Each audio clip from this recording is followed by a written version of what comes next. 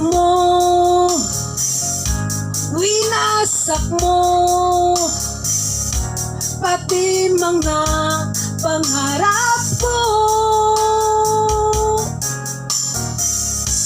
Ilan kaya ang tulad mo?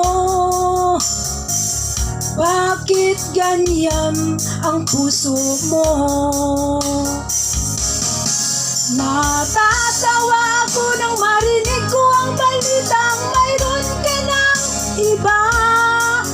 Halos kahapon lang sinabi mo sa akin na